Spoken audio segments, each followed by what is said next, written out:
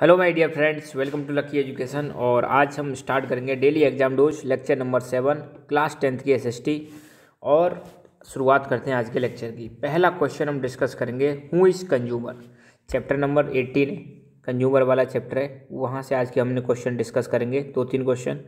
तो कंज्यूमर किसे कहते हैं या कस्टमर किसे कहते हैं, आई होप आप सब लोगों को पता होगा।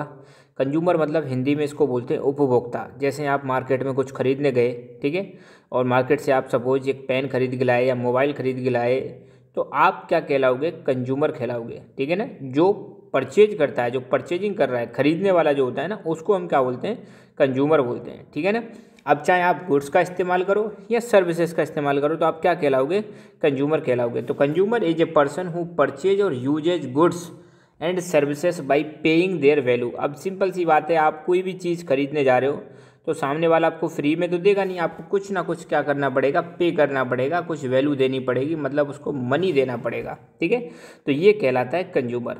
अब कंज्यूमर गुड्स भी इस्तेमाल करता है और सर्विसेज भी इस्तेमाल करता है। सपोज आप 2 किलो मूंगफली खरीद के लाए, तो आपने मूंगफली क्या हुई, गुड्स, और बदले में आपने उसको 100 रुपये दे दिए, ठीक है। तो ये तो गुड्स ले लिया आपने। और अगर सर्विसेज की बात करें, जैसे मान लो आपने अपने मोबाइल में रिचार्ज कराया, 600 रुपये का रिचार्ज कराया, जिसमें आप 3 महीने तक सर्विसेज इस्तेमाल करोगे, जो भी आपकी सिम है, इंटरनेट सर्विसेज इस्तेमाल करोगे, फ्री कॉलिंग इस्तेमाल करोगे। तो गुड्स मतलब जो फिजिकली जिनको टच कर सकें, और सर्विसेज क्या होती है, जिनको हम फिजिकली टच नहीं कर सकते, उनको हम बोलते हैं सर्विसेज, ठीक है ना।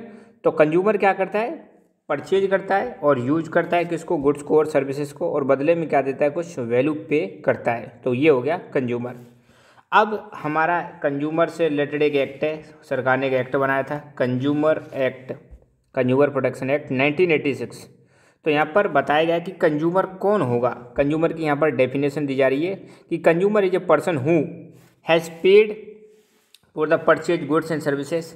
एक वो व्यक्ति जिसने अपनी गुड्स और सर्विसेज के लिए पेमेंट कर दिया, उसको कंज्यूमर बोलते हैं। दूसरा, has made some part of payment instantly and promise to make balance payment in future.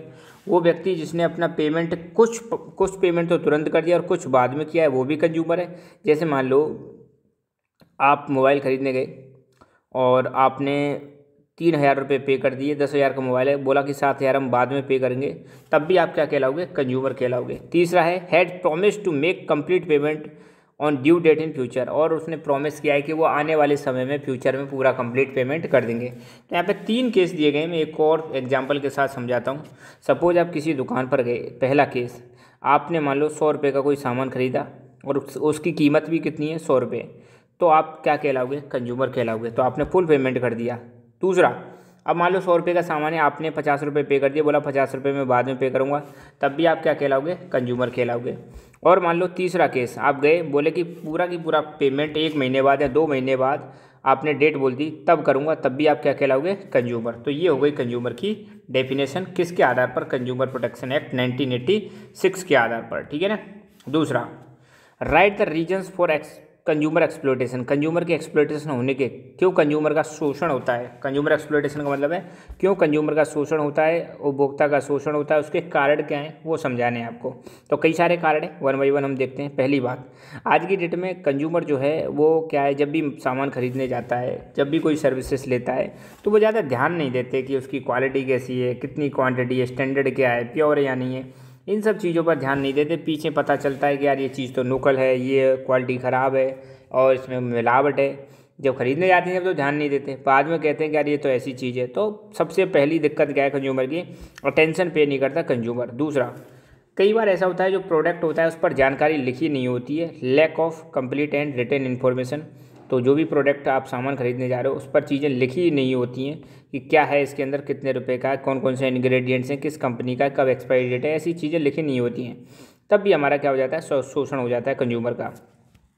Belief on advertisement. आज की डेट में तो एडवर्टाइजमेंट तो पूछो मत, आप मोबाइल में कितने सारे एडवर्टाइजमेंट आते हैं, टीवी में कितने सारे ऐड आते हैं। तो हम जनरली क्या है, जो कंज्यूमर होते हैं वो एडवर्टाइज को बिलीव करके और प्रोडक्ट को खरीद लेते हैं और एक्सप्लॉइट हो जाते हैं।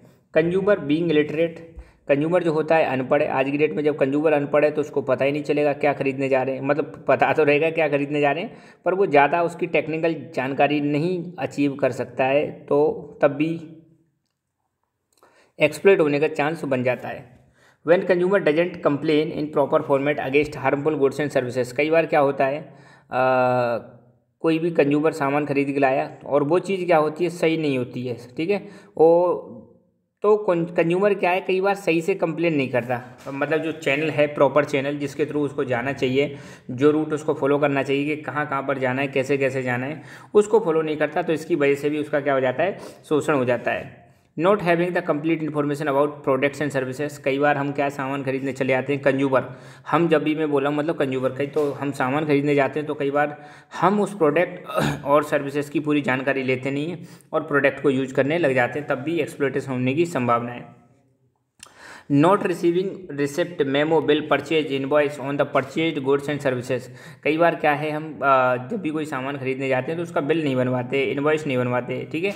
तो इसकी वजह से फ्यूचर में अगर मान लो उस प्रोडक्ट में या कोई कमी आती है तो फिर वो मांगते हैं कि बताओ बिल कहाँ है, और बिल हमारे पास नहीं होता तो फिर उसकी रिपेयरिंग नहीं होती। तो ये भी बहुत ज़रूरी है कि सामान खरीदते समय हम इन बिल को बनवा लें। Lack of hearing of complaints. कई बार कंज्यूमर कंप्लेन कर देते हैं मगर इसकी कोई सुनता नहीं है, ऊपर सुनवाई नहीं होती, इस वजह से भी कंज्यूमर का एक्सप्लॉइटेशन होता है। Influence of capitalist on government. ये जो बड़े बड़े इंडस्ट्रियलिस्ट हैं उनका गवर्नमेंट पर प्रभाव होता है। कई बार कंज्यूमर कंप्लेन भी करता है तो जो कंज्यूमर कंप्लेन है उस पर ध्यान नहीं दिया जाता, क्योंकि जो सिस्टम है जहाँ पर आप शिकायत करने जा रहे हो वहाँ पर दबाव रहता है। किसका दबाव रहता है? कैपिटलिस्ट का। कैपिटलिस्ट मतलब जो बड़े बड़े जो इंडस्ट्रियलिस्ट हैं उनका दबाव रहता है, इसलिए भी एक्सप्लॉइटेशन होता है। एक क्वेश्चन और डिस्कस करेंगे कि जो हमारे प्राइम मिनिस्टर होते हैं उनकी क्या क्या पावर्स होती हैं, ठीक है। यहाँ पर मैं आपको एक क्वेश्चन दे रहा हूँ। सबसे पहला क्वेश्चन, प्राइम मिनिस्टर को अपॉइंट कौन करता है? नंबर 1। नंबर 2 क्वेश्चन कि प्राइम मिनिस्टर किसको अपॉइंट किया जाता है? नंबर 3 क्वेश्चन, आर्टिकल 74 क्या है? आर्टिकल 74 क्या है? 3 क्वेश्चन हो गया आपके लिए, ठीक है। इतना ही आपको कमेंट करके बताना, बाकी मैं क्वेश्चन आपको बाद में दूंगा। तो power and functions of prime minister की बात करें कि हमारे जो प्राइम मिनिस्टर होते हैं उनके पास क्या क्या पावर्स हैं, क्या क्या फंक्शंस हैं। तो यहाँ पर मैंने एक ही बार में पावर्स लिख दिए, इनको एक एक करके हम डिस्कस करेंगे। सबसे पहले काम है formation of council of ministers. Council of ministers को फॉर्म करना, ये पहला काम है। यहाँ पर एक क्वेश्चन मैं दे रहा हूँ, आपको कमेंट करके बताना है काउंसिल ऑफ मिनिस्टर्स को अपॉइंट कौन करता है और कितने टाइप के होते हैं। Allocation and changes the ministers portfolio. Third है directing the functioning of the council of ministers. Fourth, coordination among different departments of the government. Leader of the Lok Sabha. Channel between president and council of ministers. और appointment of various post. ये सारे काम किसके हैं? Prime minister के। 1 by 1 देखते हैं।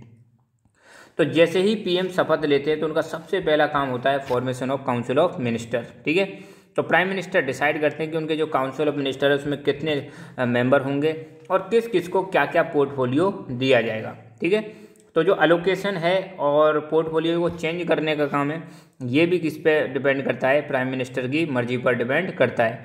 Prime minister बताएंगे कि किसको कौन सा पोर्टफोलियो देना है। पोर्टफोलियो का मतलब है कौन सा उनको डिपार्टमेंट या मिनिस्ट्री देनी है। जैसे किसी को तो होम मिनिस्ट्री देते हैं, किसी को डिफेंस मिनिस्ट्री, किसी को एजुकेशन मिनिस्ट्री, किसी को फाइनेंस मिनिस्ट्री। तो ये एजुकेशन, डिफेंस, फाइनेंस, ये सब क्या है? ये है पोर्टफोलियो। तो पोर्टफोलियो किसको क्या देना है ये कौन डिसाइड करते हैं? हमारे प्राइम मिनिस्टर डिसाइड करते हैं और अपनी मर्जी से इस्तेमाल। और ज़रूरत पड़ने पर कई बार क्या करते हैं प्राइम मिनिस्टर, जो पोर्टफोलियो है उसको चेंज भी कर सकते हैं और प्राइम मिनिस्टर के डिसीजन को कोई चैलेंज नहीं करता, ये भी चीज़ आप ध्यान रखना। तीसरा, directing the functioning of government council of ministers. और तो प्रेसिडेंट जो हमारे प्राइम मिनिस्टर होते हैं, आपको पता है काउंसिल ऑफ मिनिस्टर्स के हेड होते हैं और काउंसिल ऑफ मिनिस्टर की जितनी भी मीटिंग होती हैं उन सबको प्रिसाइड कौन करते हैं? मतलब उनकी अध्यक्षता की जाती है प्राइम मिनिस्टर के द्वारा। तो प्राइम मिनिस्टर जो है काउंसिल ऑफ मिनिस्टर्स की वर्किंग को देख रेख करते रहते हैं। साथ ही साथ में काउंसिल ऑफ मिनिस्टर्स को डायरेक्शन देते हैं, मतलब उनको दिशा निर्देश देते हैं कि आपको कैसे कैसे काम करना है, कैसे कैसे काम नहीं करना। ये चीज़ आप ध्यान रखना। और जो मीटिंग होती है काउंसिल ऑफ मिनिस्टर की मीटिंग जो होती हैं उसमें वही सब्जेक्ट डिस्कस किए जाते हैं जो एजेंडा के टॉप प्रायोरिटी पर होते हैं। और ये एजेंडा कौन तैयार करता है? पीएम तैयार करता है, ठीक है ना। अगला है coordination among different departments of the government. अब आपको पता है सरकार में अलग अलग डिपार्टमेंट्स होते हैं, तो इन डिपार्टमेंट्स में आपस में सहयोग बना रहे, आपस में कोऑपरेशन होता रहे, आपस में मिलजुल के काम करें। और पूरी की पूरी सरकार एक टीम की तरह काम करे, ये चीज़ कौन इंश्योर करता है? ये चीज़ हमारे प्राइम मिनिस्टर इंश्योर करते हैं। आपको पता है पार्लियामेंट के 2 हाउस होते हैं, लोकसभा और राज्यसभा। तो जो प्राइम मिनिस्टर होते हैं वो लीडर ऑफ हाउस होते हैं, कहाँ के? लोकसभा के, ठीक है ना। जितने भी बिल हैं बजट को मिलाकर, ये सारी चीज़ें इन्हीं की डायरेक्शन में प्रिपेयर की जाती हैं। नेक्स्ट फंक्शन है channel between president and council of minister. एक तरफ काउंसिल ऑफ मिनिस्टर है, एक तरफ है आपके प्रेसिडेंट, तो बीच में होते हैं पीएम। तो इनके बीच में लिंक की तरह काम करते हैं। मतलब कोई भी मैटर, ध्यान देना, कोई भी मैटर जो कि पब्लिक इंटरेस्ट का है, तो कोई भी मैटर जो पब्लिक इंटरेस्ट का है, अगर आपको प्रेसिडेंट से कांटेक्ट करना है तो उसको प्रेसिडेंट को कांटेक्ट करने से पहले हमें प्राइम मिनिस्टर के थ्रू कांटेक्ट करना पड़ेगा। सबसे पहले हम प्राइम मिनिस्टर से कांटेक्ट करेंगे और प्राइम मिनिस्टर साहब जो हैं प्रेसिडेंट से कांटेक्ट करेंगे। कैसे मैटर्स? जो मैटर पब्लिक इंटरेस्ट से रिलेटेड हैं, जनहित से संबंधित हैं। प्राइम मिनिस्टर जो हैं प्रेसिडेंट के जो भी डिसीजंस होते हैं उनको काउंसिल ऑफ मिनिस्टर्स को बताते हैं, और काउंसिल ऑफ मिनिस्टर्स की जो मैसेज होता है उसको प्रेसिडेंट तक ले जाते हैं। कौन? हमारे प्राइम मिनिस्टर। अगला है अपॉइंटमेंट ऑफ वेरियस पोस्ट्स। आपको पता है बहुत सारी गवर्नमेंट पोस्ट होती हैं, तो प्रेसिडेंट किस पोस्ट पर किसको अपॉइंट करेंगे, ये प्रेसिडेंट को एडवाइस दी जाती है। किसके द्वारा? प्राइम मिनिस्टर के द्वारा। हालांकि अपॉइंट करने की पावर किसके पास है? प्रेसिडेंट के पास, मगर प्रेसिडेंट को सलाह कौन देते हैं? ये देते हैं हमारे प्राइम मिनिस्टर, ठीक है। तो बस आज के लेक्चर में इतना ही। Thank you so much. Keep learning, keep enjoying and God bless you all.